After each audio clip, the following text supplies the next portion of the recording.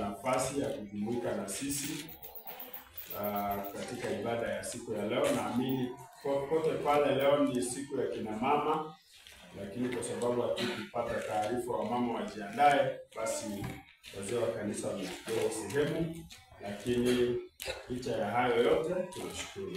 Hebu tuombe ili tupate ibada ya siku ya leo. Tuombe. Baba yetu na Mungu wetu unayetupenda, Mungu mkuu, jina lako takatifu tunalitukuza asubuhi ya siku ya leo. Umekuwa mwema kwetu, umetuongoza hadi wakati huo ambapo tumekusudia kusikiliza mahusia yako. Nena nasi mapenzi yako hadi mwisho kwa jina la Yesu. Amen. Habari inakuja kwetu kwamba wakati wajenzi wanajenga, hasa wale wanaojenga orofa, naamini sio wengi tumefika mahali orofa inajengwa. Ile orofa inajengwa na watu huenda juu sana.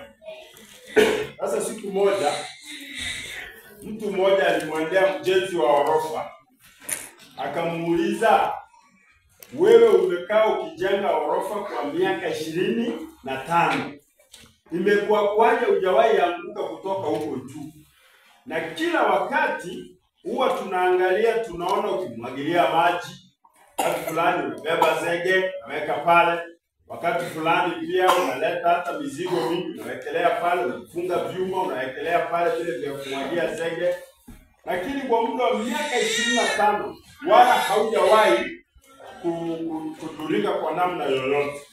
Lakini kilichomshtua huyu mtu ni kwamba wakati fulani kwenye juu ya orofa, huyo bwana anatembea na maji, anamwagilia juu ya orofa kwa ukuta bila kusimama sehemu yoyote. Akawa anashangaa imekuwa kwaje, orofa ya 5 bado inashtua, orofa ya 7 inashtua, hata orofa ya 17 bado anatembea akimwagilia maji. Ikawa inamsumbua aliyekuwa akimuuliza swali. Alafu akamwambia inakuwa kwaje. Sasa huyu mjenzi akawa anamwambia, wewe umekosa kufahamu masuala machache yanayowafanya wajenzi kuwa washindi. Hello? Umekosa kufahamu masuala machache yanayowafanya wajenzi kuwa washindi. Kwa hivyo keti kitako, mimi nitakufundisha siri ya kuwa mshindi, sio tu katika ujenzi, bali pia katika maisha yetu ya siku baada nyingine. Naomba huyo mtoto achuchiwe kwa maana ya kunyonya, ili maneno haya yanaenda live ulimwengu mzima. Na mtayaona katika mtandao kwa wale ambao mnapenda kuangalia mitandao. Kwa hivyo kilichotendeka, akaketi akamwambia siri za mafanikio. Halo? Akamwambia siri za nini? Kwa hivyo na mimi niko hapa kukupa siri ya kufanikiwa, haijalishi una umri wa miaka mingapi. Wengine hapa wako katika miaka ya 80, wengine wako miaka ya 70, wengine wako miaka ya 60. Kuna sample ya watu ambao wako miaka ya 50, 40, hata miaka 5 wapo wanaokuwa, na hata wale wadogo wanaokuwa. Kwa hivyo ni siri ya mafanikio katika maisha haya na yale maisha yafanyayo kuja. Tuko pamoja? Kitabu tulichokisoma Wakolosai 3 mstari wake wa 2. Naomba mtu ambaye amepata anisomee yangu ya Kiingereza. Wakolosai 3 mstari wake wa 2. Anasema namna gani? Yafikirini yaliyo juu. Yafikirini yaliyo juu, Sio yaliyo katika nchi. Sio yaliyo katika nchi. Kusha manani, umemaliza sivyo? Yafikirini yaliyo juu, si yale yaliyo katika nchi. Kwa hivyo huyu mwandishi ambaye nilikuwa nasoma habari zake katika kitabu kinaitwa No Matter What Happens, Life is Still Beautiful. Haijalishi kinachotendeka, maisha bado ni mazuri ama ni matamu. Anaambia huyu mwandishi, anaambia huyu anayemuuliza swali kwamba ili ufanikiwe, jambo la kwanza unafaa utafakari sana yaliyo juu. Haleluya. Waliofanikiwa, Mungu amekuwa ndio kigezo chao cha kwanza. Formula number 1 for success, you must get focused to God and God himself. Lazima tuwe watu tunaomcha Mungu, tunaotafuta sifa za uungu ama utaua, ndipo tufanikiwe. Kwa hivyo tujafanikiwa katika dunia hii kwa sababu moja, hatujamweka Mungu katika maisha yetu awe kipaumbele. Watu wengi hupenda kuuliza kwa nini ndugu zetu Waislamu mara ukienda kila street unapata wako pale na ni wanabiashara, wamebobea, wana mapeni. Watu wengi hawajapata kufahamu ni kwa nini. Watu hawa kujitolea maisha yao katika ibada. Haleluya. Mara 5 kwa siku hukumbana na Mola wao. Wanaabudu asubuhi kabla ya kuja kucha, alfajiri mno. Mchana wanamwendea Mola. Jioni baada ya kazi za kawaida wanamwendea Mungu mara 2, saa 10, saa 12. Na mwisho hata saa 5 usiku, saa 4 usiku, hata saa 2 wao hurudia Mola wao, kwa sababu ili ufanikiwe Mungu ndio kipao mbele. Tuko pamoja? Kwa sifa ya mtu anayefaulu, number 1, lazima awe mtu ambaye anatafuta uso wa Mola wake akingali hapa duniani. Paulo katika kitabu cha Wakolosai ametuandikia kwamba yatafakarini yaliyo juu. Yule bwana wa ujenzi pale kwenye ukuta, yeye huhakikisha kwamba anaangalia kilicho juu pale peke yake, na wala ajishughulishi na mambo yaliyoko pale nje ama pale chini. Tuko pamoja? Na sisi kama wanadamu wa kawaida, waumini wa kawaida, tunapojishughulisha na mambo ya watu, tunapojishughulisha na mambo ambayo hayafai, tunapoona mwingine amefanya jambo na linakuuma, unapoona mwingine amepiga hatua unafikiria wewe ndio ungeipiga, hapo unakosea. Ukiendelea kuwa mtu anayetafakari na kujihusisha na masuala yako na Mola wako, hakika Mungu naye sio athman. Maana ya kwamba Mungu si binadamu, ana uwezo wa kukujalia. Hiyo ni formula number 1. Kwa hivyo tujaribu kadri ya tunavyoishi tuwe watu ambao ni wachache wa neno la nani? La Mungu. Tutafakari mawahusia ya Mungu kila wakati. Jambo la pili, lazima tuwe watu ambao tunajitakasa kila wakati. Kwa kizungu tunasema be renewed or die. Fanya kitu kipya kila siku. Usikuwe mtu yule ambaye anafanya kitu sample ile na atarajie matokeo mazuri. Wewe kila siku huamuki kwenda kazini. Wewe kila siku huamuki kwenda shambani. Kazi yako ni kurauka asubuhi na kukaa barabarani kando ukitarajia tutakuja ufaulu. Utafaulu ukiwa wapi? Halo? Wengine wakifaulu unasema wameenda Freemason. Na wewe mwenyewe unakaa pale kitako, ni maneno mdomo na marafiki tangu asubuhi mpaka jioni. Unakufaulu? Ndugu wa Kristo, unanipata? Kwa hivyo kitu kinachosemwa hapa, you must renew yourself or die. Na hapa mfano. Mtu wa kwanza anaitwa Socrates. Socrates ni mzee wa Kigiriki ambaye alikuwa mwanafilosofia mkubwa, ambaye alisababisha hata ulimwengu mzima elimu inayosomwa ni yake.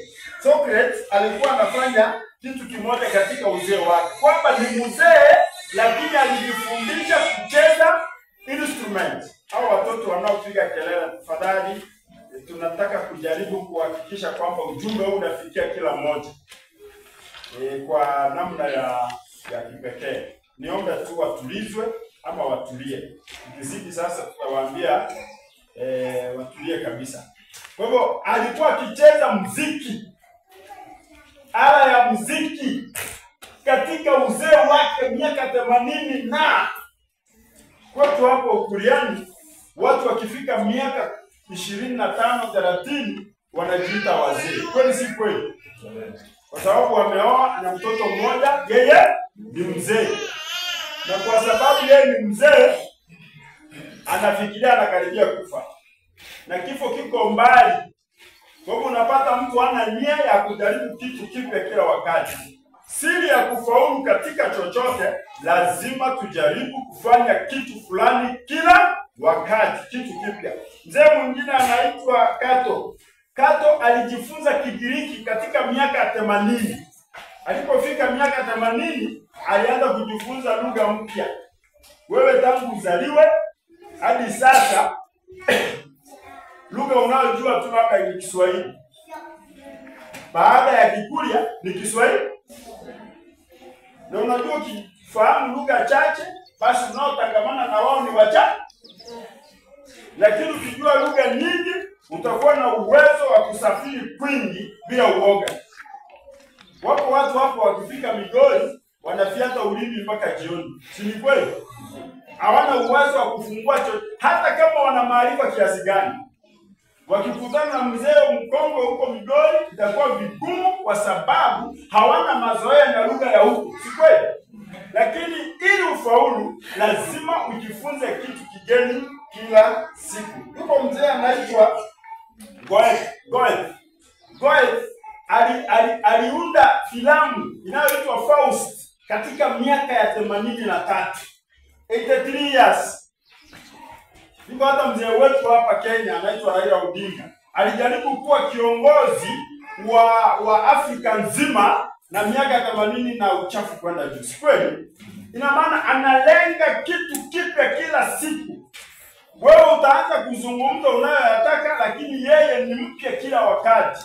Sasa wewe umeishi hapa kwetu karibu lakini hujawahi badilika hata siku moja. Napenda kusema tu kwamba kuna kamera hapa mbele, msaidie huyo mtoto kabisa. Ili ikiwezekana simama enda naye huko nyuma maana kuna kamera. Kuna kamera, ni kweli. Mshike kabisa muweke bali ili asiwe show ulimwengu mzima. Itakuwa vibaya sana. Ni hivi. Learn to renew yourself or die. Jifunze kufanya kitu kigeni ama ufe. Tuko pamoja? Utakufa usipojisatiti. You end up dying. Kuna habari za watu wengi waliojaribu. Kuna mtu mmoja anaitwa Tintorento. Tintorento alichora mchoro ukuta mita 25 kwa mita 10. Akachora mchoro huo kwa miaka 40. Na huo mchoro ulipoonekana kila aliyeuangalia kutoka mbali aliinua mikono. Akasema huu nao ni mchoro. Kwa hivyo watu wamechukua muda, haijalishi wana miaka mingapi na wakafanya kitu kigeni. Hiyo formula umeisikia? Umesikia hiyo kanuni? Sasa wewe uko hapa kila siku unafikiria fulani ndiye anasababisha hujafaulu. Unakaa unasema fulani ana shilingi zako, ukiulizwa ngapi? Unaambiwa ana shilingi 1000. Sasa 1000 itakuleta ikutolee umaskini. Halo? Mwingine anasema unajua niko hivi kwa sababu hawakutakia mema. Nani hakukutakia mema? Wewe ndiye adui wa maisha yako. Tuko pamoja? Acha kujitukia, kuwa na mtazamo mpya, tafakari yaliyo juu, kuwa na mawazo kwamba kufaulu kuko. Haleluya. Anza kufaulu. Ndio kanisa letu litabadilika. Ndio jamii yetu hii itabadilika. Hata unavyovaa, wacha kuvaa vile ulivaa 1999. Bana, improve your dress code. Tafuta vitu vizuri, fanya. Na hata vitu vizuri si rahisi, ni gharama. Sivyo? Lazima ujigaramishe na wewe. Amka rauka. Ulipokuwa mtoto ungeamka mapema sana. Siku hizi unaamka saa 3 na utasema Mungu anajua siku moja nitafaulu. Ufaulu wapi? Saa 3 hivi jua limewaka nimefika katikati. Ndio unataka kwenda shambani. Pole kabisa. Chochote unachotaka kufanya lazima urauke. Mimi huwa naamka sana asubuhi wakati fulani nikienda shuleni. Huwa napata wamama wakongwe hapa kwetu. Wamerauka hata wapandi pikipiki. Wamerauka kwenda Tanzania.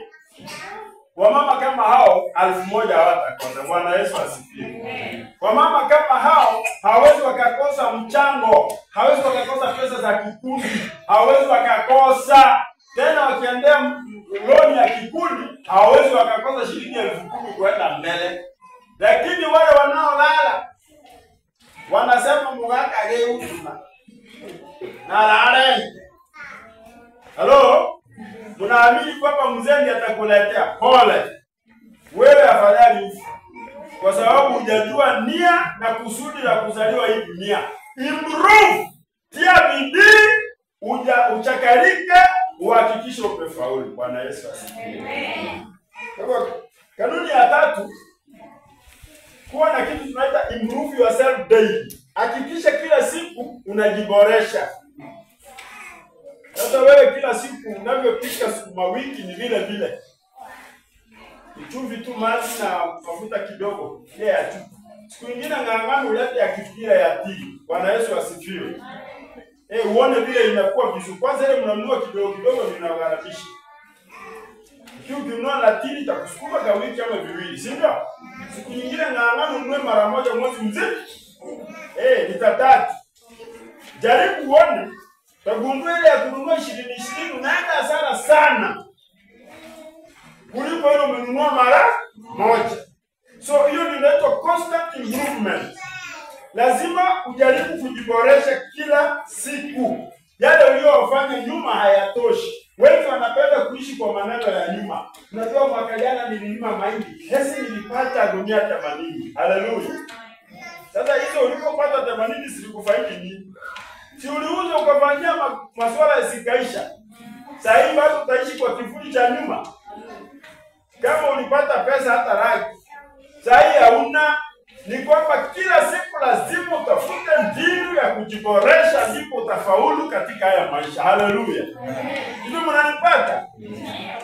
Ama ninagombana? Lazima ujiboreshe kila siku. Yaani kama jana ulipika ugali ukashiba, hiyo ni ya jana. Asubuhi ulipoamka si una njaa. Lazima tena urudi jiko. Kama uliuza hata mboga, ukauza hata nguo, ukafanya chochote biashara, ukafaulu wakati huo, asante, ulijaribu. Lakini leo tena rauka zaidi. Ili kwamba kama jana uliamka saa 10 na ukafanikiwa, leo amka saa 9 ufanikiwe zaidi. Bwana Yesu asifiwe. Improve yourself. Make sure you improve yourself on a day-to-day basis. Ikiwa tutafanya kazi hivyo, basi tuwe na uhakika mbele iko sawa. Mbele iko sawa. Lakini ikiwa tutaendelea kulala, hata kama tunaota, hata kama tuna imani, hiyo imani haiwezi kuleta mabadiliko katika jamii siku ya kesho. Kanuni nyingine, karibu tumalize. The greatness of the small. Kuna ukubwa wa yale mambo madogo madogo tunayoyadharau. Hello? Kwamba ili ufaulu, kuna vitu vidogo vidogo vinavyojaza hii neno linaitwa kufaulu. Tuko pamoja? The greatness of this. Lazima ujue. Yeyote ambao unaona ni multimillionaire, nimekuwa nikifuatilia vijana ambao wana pesa hapa kwetu. Mmoja aliniambia aliwahi hata kulima, alafu vitu vyake vikamchomekea shamba zima. Alilima hii inaitwa tango, Tango, tunaita tango, sio tango. Tikiti maji, Alilipa tikiti maji, mmoja kati ya wale nimewahi na wao. Ikamchomekea shamba zima. Vichwa vya tikiti, vichwa 2500. 2500 heads of tikiti maji. Unanielewa? Kila mmoja angeuza shilingi 70. Hiyo si pesa, angekuwa na malaki. Lakini iliwahi chomeka yote kwa shamba. Akafikiria mwisho umefika, lakini hakufa moyo. Alielewa haya mambo madogo yanayoitwa kufaulu yanaanza na mambo madogo madogo. Kwa ile hatua ya kuamua kwamba leo nitajiboresha, ile siku tu ya kuamua kwamba leo lazima kieleweke, hiyo ni hatua moja kubwa sana katika maisha yanayotaka kufaulu. Ile siku sana ulipoamua kwamba leo wacha niamke first, nisome hadi kieleweke, ile siku uliamua na moyo ukawa pale. Huo ndio mwanzo wa mafanikio. Lazima tuelewe umuhimu wa vitu vidogo vidogo, ikiwemo kukula, kuoga, kuvaa na kuvaa vizuri. Ndio?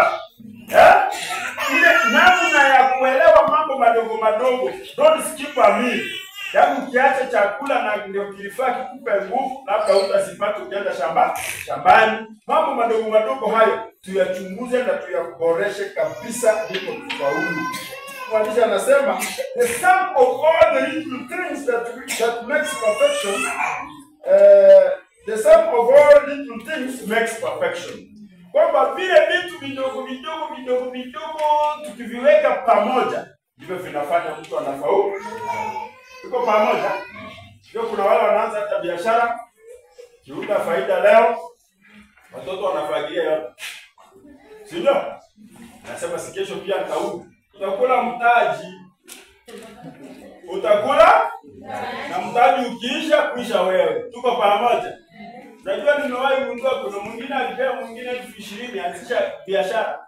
Anampa 20,000 yeye anaona anauza biskuti na sukari na nini. Akiuza leo shilingi 2,000 anaona si bado vimebaki. Yaani anafagia Halo? Unafikia hizo siku ngapi? Mwezi mmoja. Duka lililokuwa linafaa kuendelea likaisha kabisa. Kwa lazima tujue ni nini kinachokula nguvu zetu. Kaa ujiite mkutano.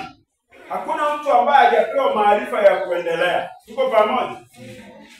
So that kila mmoja awe na uwezo wa kujiboresha. Tuwe na kitu hata cha kumrudishia Mola wetu hata katika kanisa lake. Bwana Yesu asifiwe. Kama sio school fees imekutesa, yaani uko tu pale na hutaki kujiboresha, bwana, we must improve. Lazima tuboreshe hali tunayoishi siku baada ya nyingine. Hiyo ni formula ya success. Formula nyingine, hatuna muda wa kulialia. Hello? There is no time to win. Unapotaka kufaulu, hakuna muda wa kulialia.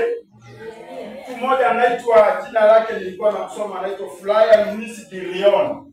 Huyo Flyer Louis de Lyon alifungiwa katika seli ya prison muda wa miaka 5 na umefutwa. Alikaa kuagiza miaka mingapi? Tuko pamoja? Alikaa kuagiza miaka 5. Huyu Flyer Louis de Lyon alipofungwa huko miaka 5, alitumia huo muda wa kukaa gizani na kale kanuru kadogo alipopewa kujifunza lugha ya Kispanyola, Spanish language. Tuko pamoja? Yaani alitumia huo muda wa miaka 5 ndani yake, badala ya kulia na kuongoleza, mbona nimefungwa bila sababu. Miaka 5 alitumia kujifunza lugha ngeni. Na alipotoka hapo, ile miaka aliyotumia katika kizuizi ilimfanya akawa bingwa mkubwa katika filamu za Kispanyola. Aliunda filamu za Kispanyola na mwisho akawa mshindi mkubwa wa hata zawadi zilizokuwa zinatolewa kwa watu ambao wamepokea. Kwa hivyo hakuwa na muda wa kulia. Wengi wetu hapa tuna matatizo na wengi wanalilia familia zao. Unajua baba hakutaka nifanye hii. Unajua mama alininyima hii. My friends, ukiendelea kulia maneno ya nyuma, hakuna siku utapiga? Haijalishi uko wapi. Kila anaweza akalia akasema, yaani sije kwa ndio atisababishia nikawa na hii shida. Labda ni mgonjwa uko nao. Sasa unakusumbua. Sahau yaliyopita. Waswahili wanasema yaliyopita si ndwele, tugange yajayo. Leo ndio siku yako ya kwanza ya maisha yako yaliyosalia. Naomba ugange kwenda mbele, mambo mazuri, mambo matakatifu, mambo matukufu, mambo ya kuleta imani, sio ya kututamausha, mambo ya kukusababishia wema katika siku zako za mwisho. Wanasoma habari ya mtu mmoja hapa ambaye yeye siku chache zimesalia afe, baada akawa anasema afundishwe wimbo mpya. Haleluya. Yaani afundishwe wimbo mpya, ana miaka 84, afya imeharibika, akoshua hata toka kitandani, lakini anaambia watu, kaleteni mwalimu wa wimbo, nataka aniimbie wimbo wa matumaini, wimbo mpya. Anaimba. Yaani hataki kukaa pale tu akihurumiwa kwamba anataka kufa. Tumaini lake limejengwa katika kufaulu katika ulimwengu ujao. Haleluya. Wewe huko hapa kila siku ni kunung'unika tu na kusumbua. 5. Kanuni nyingine, subira, perseverance, subira. Lazima tuwe wavumilivu. Sisi tumepewa hadithi ya mzee fulani aliyepeleka ng'ombe Mugumu. Nilisikia, kama wewe ukusikia, naomba nirudie. Mzee alikusudia afaulu miaka ya 88. Peleka Mugumu, lakini njiani kitu kikamwambia, huko unapoenda kutafuta fanaka, hata hapa kwenu utapata nini? Fanaka. naomba urudi. Basi akarudi nyumbani. Amevumilia tangu 1988 sana ulikuja zaliwa. Lakini hadi 2024 ameona nuru. Bwana Yesu asifiwe. Kwa subira, Waswahili wanasema uvuta heri. Usije ukamdharau mtu leo kwa sababu unamwona amenyong'onyea. Labda ndani yake mna kitu kinaitwa subira. Ni mvumilivu. Siku itakapofika utaona tofauti ya wanaovumilia na wanaocheka-cheka. Tuko pamoja. Lakini kitu kinanifurahisha na maisha, wale wa kucheka ucheka wakati ya ule. Siku pia utakuwa nacho, utaona vile wananyenyekea. Mwimbaji fulani kaimba akasema, ombea adui ili aishi siku chache, aishi siku nyingi, ili utakapofanikiwa ajione kwa nini. Sasa sio habari ya kumwombea aone kwa macho tu, ashangae na jinsi Mungu alivyo mkuu, Mungu anavyofanya mambo. Haleluya. Kwa ndani yetu formula to success, kanuni ya kufaulu ni kuwa watu wavumilivu kabisa. Vumilia. Utatusiwa, utachekelewa, utadharauliwa. Hiyo ni sehemu ya maisha ya wale wanaofaulu. Bwana Yesu asifiwe. Wale wanaofaulu, be sure it's not a smooth road. Yesu anasema duniani kuna dhiki. Yohana 16 mstari wa 33. Lakini jipeni moyo. Mimi nimeshinda nini? Ulimwengu. Kwa Yesu anashinda ulimwengu. Haikuwa kushinda tu amezaliwa akashinda. Alipitia dhiki. Ndugu zake walimkejeli, ndugu zake walimkebei, baadhi walikuja wanataka kumtoa kwenye mikutano. Sehemu fulani katika maandiko wanasema eti wakamjia Yesu wakamwambia, ndugu zako na mama yako wako pale nje, njoo. Akawaambia, ndugu zangu na mama yangu ni wale wanaosikiliza neno la nani? So Jesus maintained focus. Yesu alikazia kila alichokusudia kukipata, na kwa subira alikipata. Haleluya. Wewe umechoka tu na mambo machache. Watu walisema, watu walifikiria, watu walitamani yakuwa hivi. Sahau. Hawa hawana nia. Wewe uko na nia. Aliye ndani yako ni mkubwa kuliko yule aliye ndani yao. Haleluya. Lazima tuwe watu wa kufanya bidii ili tuweze kufaulu. So if we cultivate perseverance in our life, we will be distinguished in what we do. Ikiwa tutachuchumia kuwa watu wenye subra, basi watu watagundua hatimaye kile ambacho sisi tunaamini. Haleluya. Niseme nini? Wale ambao mnaenda shambani, najua mwaka huu, msimu huu uliopita, tulikuwa tunaongea na ndugu yangu Geoffrey pale. Yeyote aliyetaka gunia 10 alipata 4 ama 5. Si kweli? Yeyote aliyetaka 100 alipata 40.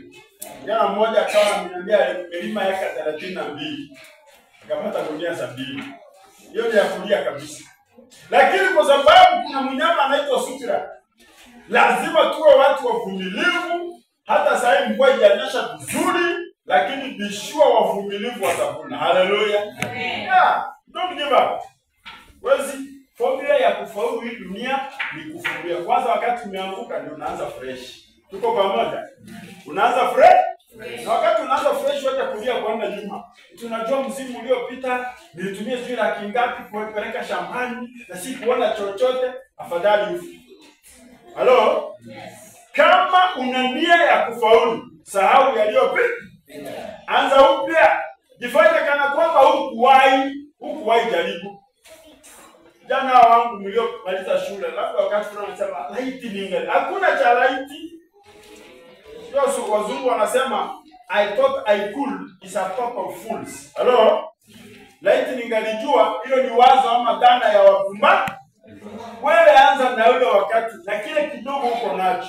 Mungu wa mbinguni alivyo mwaminifu. Na wewe unapokuwa umejenga subira, utakuwa umefaulu wakati utakapofika. Haleluya. Siku azigani. Kweli. Mwisho, jifunze Nataka niseme kwa Kiingereza alafu nitafsiri. Learn to conquer discouragement. Jifunze kushinda zile dhana potofu. Tuko pamoja?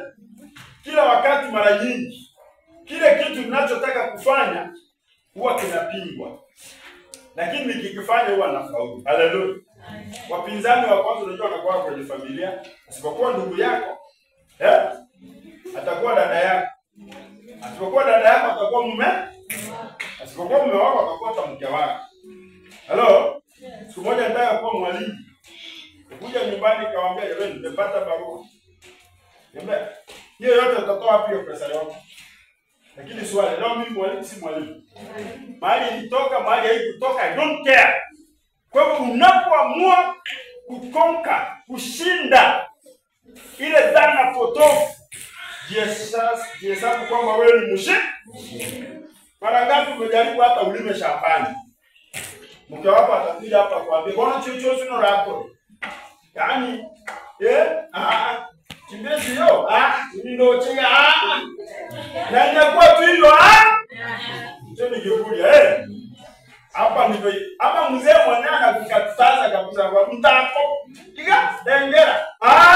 Na inakuwa hivi. Lakini unapokazia nia, kwa sababu umeona matokeo yanaweza yakawa mema, ukakazia nia, ufaulu kunatokea.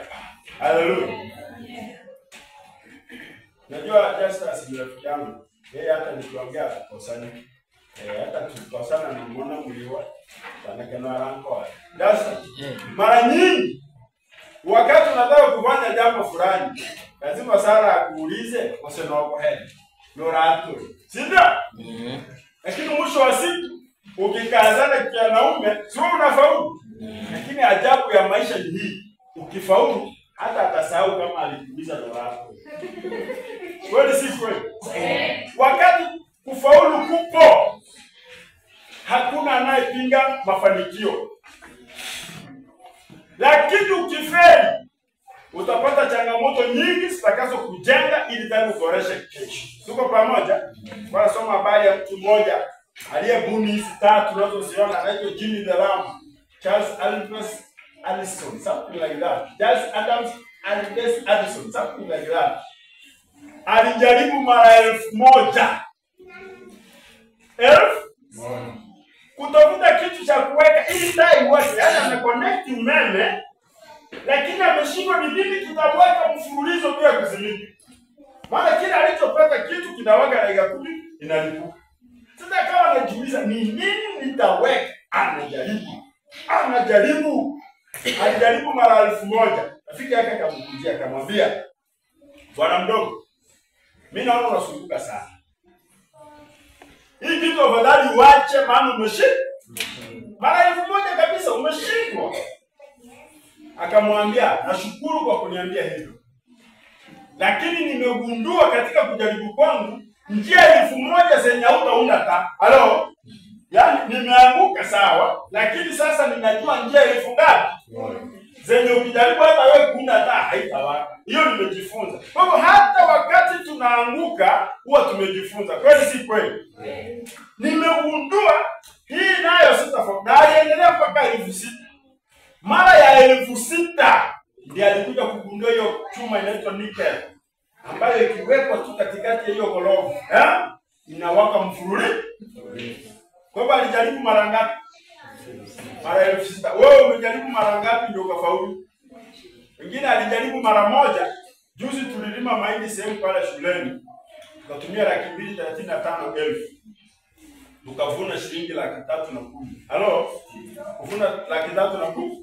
Sasa swali likaja kwa bodi. Mnaonaje, tuendelee ama tuache?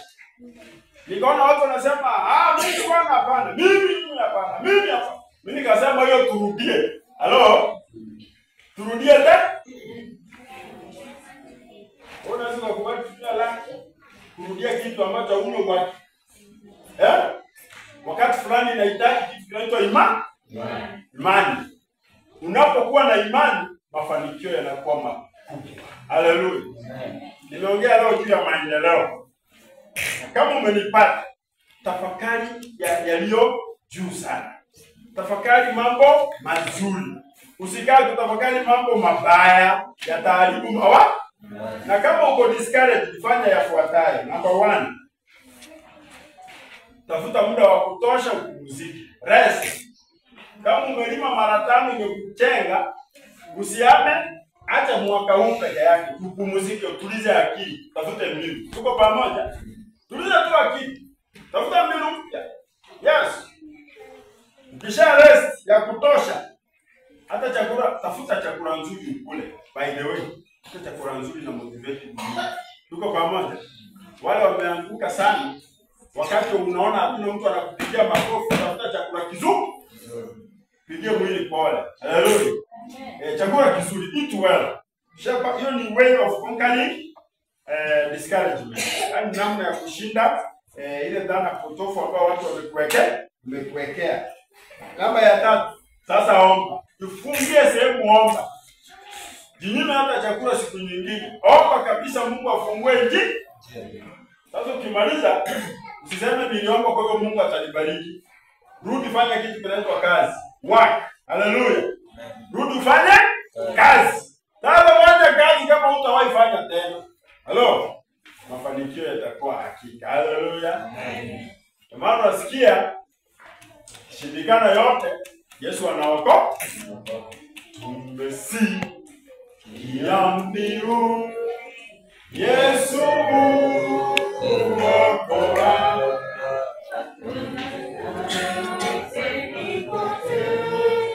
Yesu uokoa.